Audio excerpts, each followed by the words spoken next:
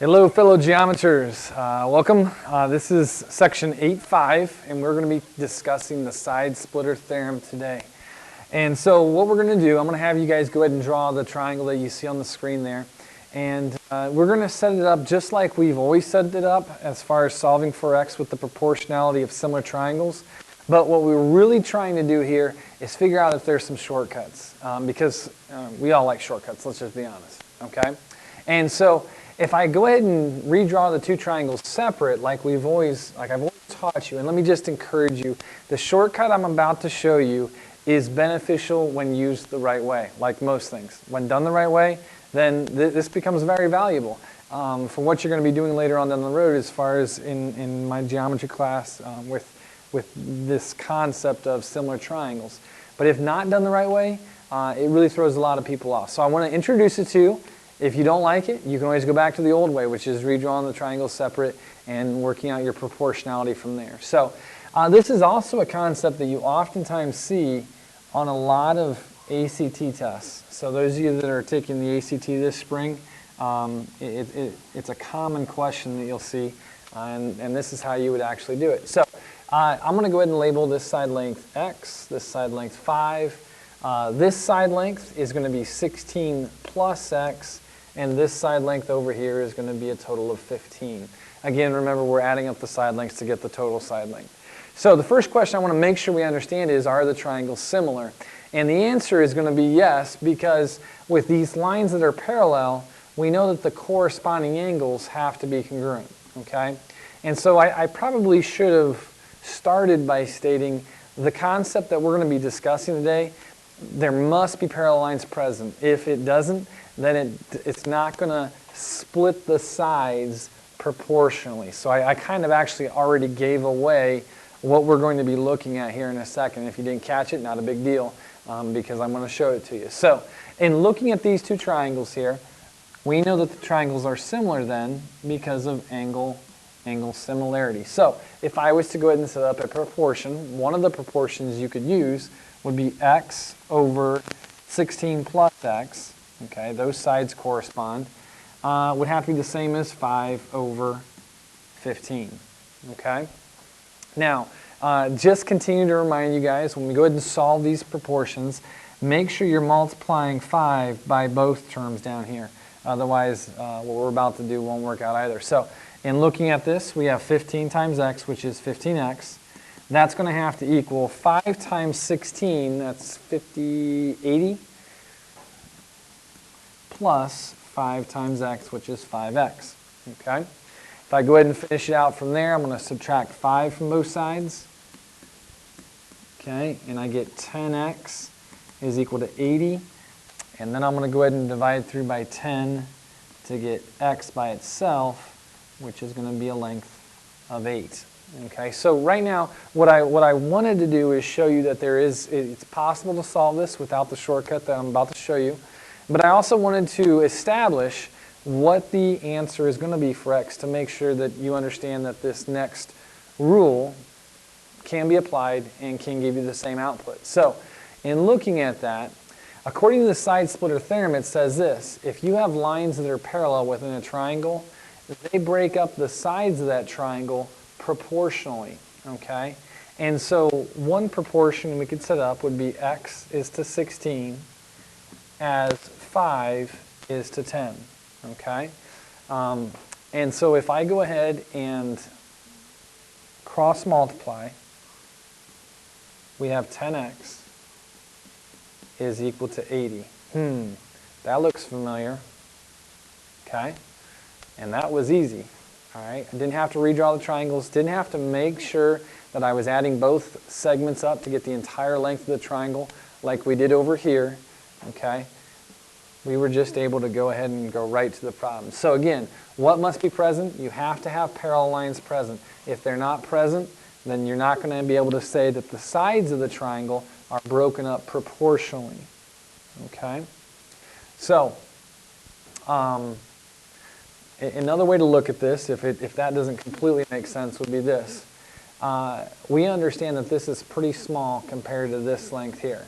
Okay? You would then think, with the lines being parallel, that this length here and this length here would have to go in accordance. So this length here could never be bigger than this length here, because this length here is smaller than this length here. So I don't know if that made any more sense to you as you look at that type of problem, but again, that's another way of looking at it. So I'm going to give you some practice problems here based off this, but I've got one more concept to look at with you, and I want to come back here in a second. Okay, sorry about that. I kind of wanted to make sure the direction I wanted to head after that last problem. So if you wouldn't mind, you don't have to necessarily draw this problem out on your paper there, but I want to make sure that you understand that with the right angles here, the corresponding angles being congruent or both being perpendicular to the same line, that makes these lines parallel to each other. Okay? So you don't have to necessarily draw this triangle out on your paper there, but what I would like you to do is to set up the proportion that you would use to solve for x based off what we talked about in the previous problem. Use that side splitter theorem and see if you can determine not necessarily what the value of x is going to be, but what the proportion is going to be. Okay? Take a moment and go ahead and do that. All right, I hope you paused your video because I'm not going to take up memory on my computer to give you extra time. So the proportionality that you should have used is something like this. It doesn't have to be exactly like it, but as long as the cross product's the same, then we're okay. So I would go something like this. X plus 1.5 over x is equal to 5 over 2.5. Okay? Now, something to just consider as I'm looking at this and thinking through this, you want to make sure that this length over here ends up longer than this length here. Okay? Obviously, it's going to be longer because you're adding 1.5 to it, but just looking at the other lengths here, 5 and 2.5, make sure that the corresponding lengths are correspondingly larger or smaller in accordance to that. So, the next concept I want to make sure we have down is this right here, and that's this. Actually, let's go to the next picture. Let's see here. This one right here. Okay. Now, because these lines are all parallel to each other, that means that they, like the triangle, if I was to go ahead and finish off the triangle here,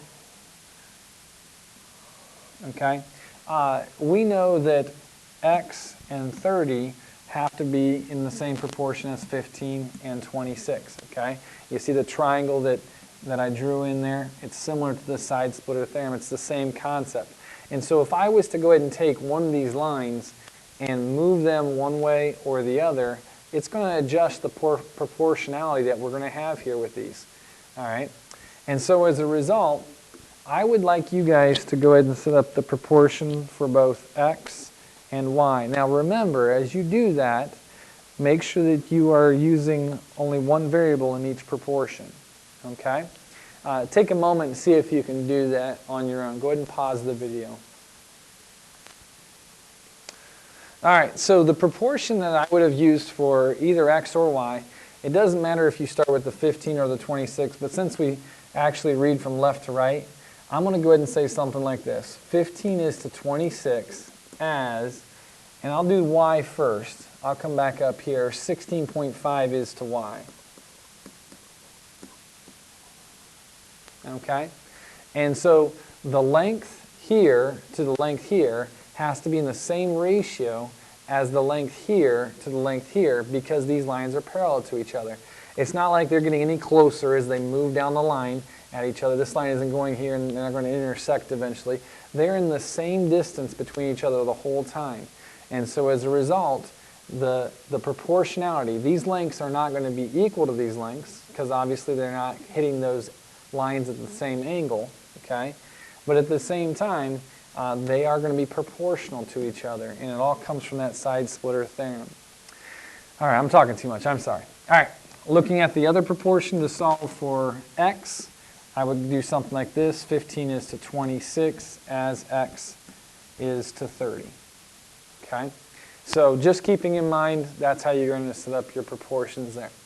Now, there are I believe two other problems I want to look at real quickly with you. The first one being this triangle here, okay? And so I want you to go ahead and draw that triangle. Take a moment, draw that triangle, pause your computer, because there's two things I want to talk about when it comes to that type of triangle. And so go ahead and do that for me.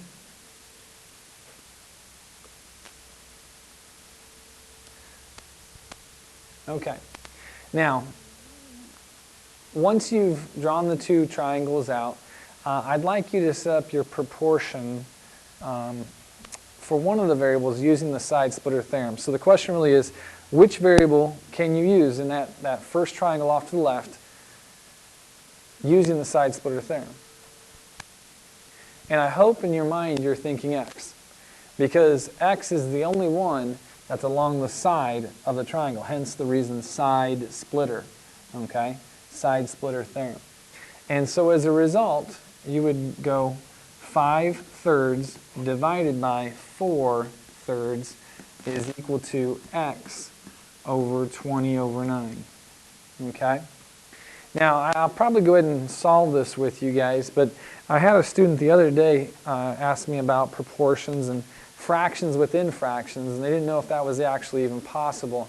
And it is possible, okay? So don't be afraid to set up 5/3 over 4/3 like I've done there. I will not count you off for that, because we're talking about side lengths, and side lengths vary. They don't have to be whole numbers, all right? So if we were to cross multiply here, obviously we have 4/3 x is equal to, and then we have 20/9 is equal to 5/3. So 20/9, not equal to, but multiplied by 5/3. Okay?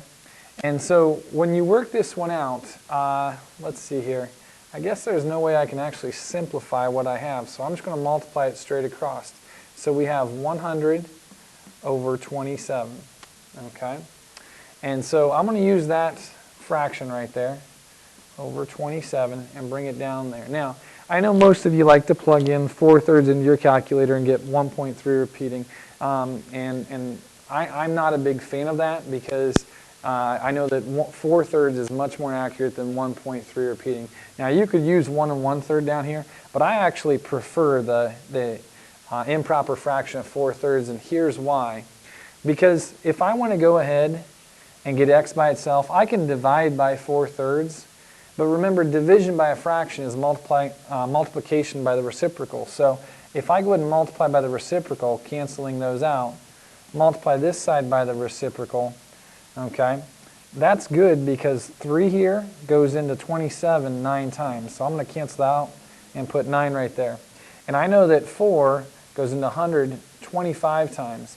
So I could answer my length of x as 25/9, or what's that going to be? 2 and 18 7/9. Okay. Either way, same answer to me, but that's how I would do that right there. So I know fractions intimidate a lot of people, and I just wanted to walk through that with you. So we have a value of x right there. The value for y, I wanted to show you, because this length right here is not a side that's being split, and that is key for this type of problem. It's not a side that's being split. So what do we do? Well, what I would do, this is a case where you'd probably want to draw your triangles separate of each other. So we have 5/3. We've got x. Oh, you know what? I just realized something. We do not have this length right here. And I was going to set up a proportion, but I guess that's not really possible. So let's go back here real quick. We said we have 25/9, or 2 7/9. So I'm going to plug that in up here. 2 7/9. And what I would do is I can figure out this side length, adding those two together. I can figure out this side length, adding those two together. How do we figure out this side length? You're going to use your Pythagorean theorem, okay? Now, just making sure that we understand this. This right here, remember, was 25/9. And if we add 25/9 to 20 ninths, you're going to get 45 ninths. Okay, now that's a big number, 45 ninths, but how many times does 9 go into 45? 5 times. Okay, so as a result, this whole length over here is a length of 5. Okay, this length over here, 5/3 plus 4/3 is going to be 9/3. Well, 9 divided by 3 is 3, so that's 3. And for those of you that have been paying attention with your Pythagorean triples, you have a 3, 4, 5 right triangle there. Okay, so that's one way you can go ahead and solve for the length of y. The biggest thing that I want to make sure that everybody understands, let's say I was to go ahead and say this length was, let's say it's 2.5. Okay, I cringe when students see a problem like that and they want to do something like this. 5/3 over 4/3 is equal to 2.5 over y, because that is so wrong, and here's why. If you look at this, this is an entire portion of a triangle to a portion of a side. It's not the entire side. So this is an entire side of the small triangle, and this is a portion of the side. As an entire side of a triangle is to an entire side of a triangle. So entire side, a portion of a side, entire side, entire side. It does not work out that way. You have to match up your corresponding parts from the two triangles. So, since this does not work, well, what could we do to change it so that it would work? Well, you would get rid of the 4/3 and you would do the entire side here, which is 9/3 or 3. And if you would do that, then you would be able to solve for y accurately. So that's one of the biggest frustrations I have on the test. When I start including multiple variables within a problem, we get the rules confused. Don't get those confused. You have your side splitter theorem, splitting the sides proportionally. This one to this one as this one is to this one. And then this is not a side that's being split. These are not sides that are being split. So be careful with that. Okay, so looking at this next triangle, I would like you to go ahead and draw it for me. So take a moment and draw that triangle out.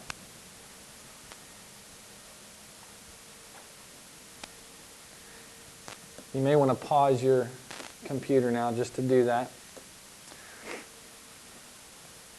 All right, so what are we going to do to solve this type of problem? Well, you know we have the side splitter theorem, but and we know that the sides are being split by these parallel lines, so that is good. So how do we solve for both x and y? Right now, if I was to set up the proportion using the side splitter theorem, it would be 5:7 as x is to y, and I would be thinking to myself, oh shoot, I got two variables, I can't do that. So what do? Well, if you look at the triangle as a whole, the big triangle, you have a triangle that's actually going to fit into the Pythagorean triple. This is a 5, this is 12, and we can figure out that length by doing the Pythagorean theorem. So if I do that, 5 squared plus 12 squared is equal to, I'll say c squared for the hypotenuse. 25 plus 144 is 149, and if we square root that, that is going to be 13. That's a perfect square. So I know that this entire length is going to be 13. Now, from there, how do we figure out only one variable? It still leaves us with the misconception of having two variables. And I'll give you two options that you could use here. You could go ahead and do something like this. 5:12. Okay, I hope everybody sees where I'm getting at, the entire length. So entire side of small triangle to entire side of big triangle as x is to 13. Again, entire hypotenuse of small triangle to the entire hypotenuse of the big triangle. So that is one proportion you could use to go ahead and solve for x. And then whatever you get for x, subtract 13 from that, or take 13 minus that, and you'll get y. But let's say you want to use the side splitter theorem and figure out both of them in one equation. Well, one thing you could do, plugging in for y, we know that if we take this 13, and I just said it a moment ago, and subtract x, you can get y. So I'm going to go ahead and do this. 13 minus x If you plug that in for the y there and then go ahead and solve for x, you'll have x, okay? And you'll also have y because y is down here, and if you just take 13 minus that, you'll have it. So it's really your preference. Again, I will tell you this, that when you break up the two triangles, like I did down here for this one, okay, I didn't redraw them both, but I could have, but that's what I did. I broke up the two triangles there. To solve for x in that manner, you can't really go astray. I'm just trying to show you a different way that some of you like to use shortcuts to go ahead and do things. So if that helps, then go ahead and use that. All right, I think that there was one last problem that I wanted to go over. Let's see here. This one right here, okay?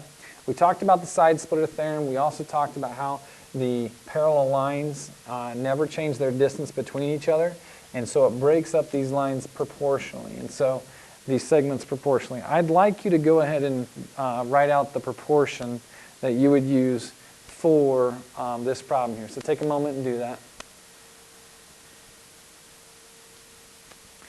Hopefully you paused your video, because I'm going to move on. If you didn't, pause and write your rest of your proportion down. The proportion that you could use, again, it doesn't have to. You may invert this proportion or write it sideways, it doesn't matter. I'm going to go and write down x over x plus 5 is equal to 2x minus 8 over x plus 8. Okay? All right, now, if you cross multiply, I'd like you to, if you could pause and see if you can work this one out. It's not the easiest, but it takes a lot of the algebra that you had last year and that we've been talking about this year. I'd like to see if you can do it. It's a little bit of a challenge. So take a moment and do that. Pause your computer. I'm going to continue to work here, and then you can check your work with my work. All right, so if I cross multiply, you get this.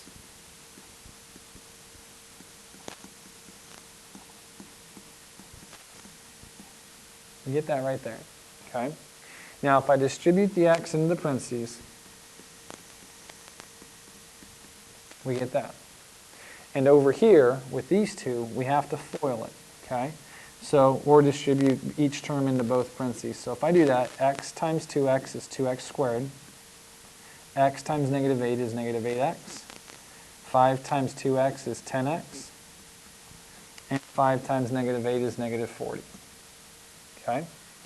Now, from that point, you want to get all of your x squareds and everything to one side. And remember, you usually want your x squared to be positive. I mentioned that when we were factoring earlier this year with that worksheet that we're working on. So if I go ahead and subtract x squared from both sides,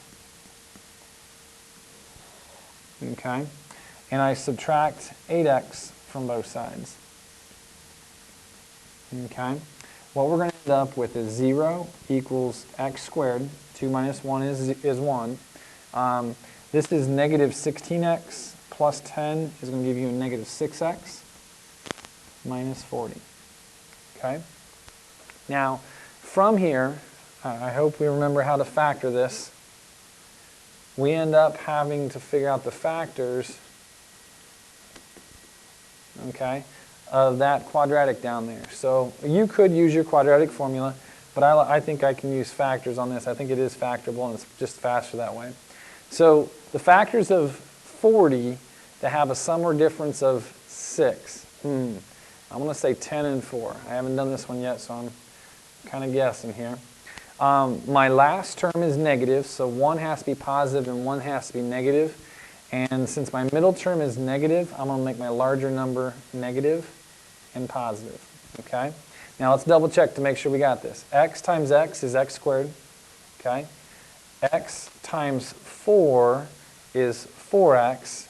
X times negative 10 is negative 10x. So if I take 4x minus 10x, that equals negative 6x. All right, good. Okay. From there, let's see here.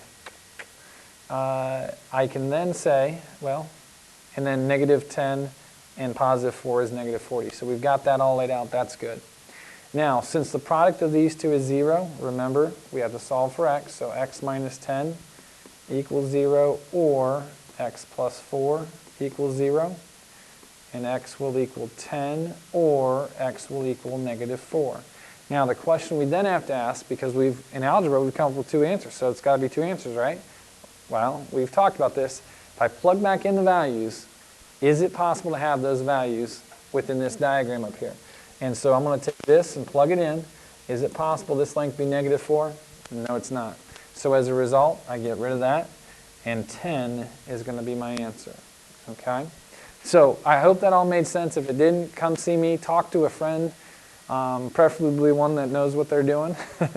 And I'll see you tomorrow, and we'll double check to see how you did. So homework is online. Make sure you get a chance to do that. Thanks, and have a good night.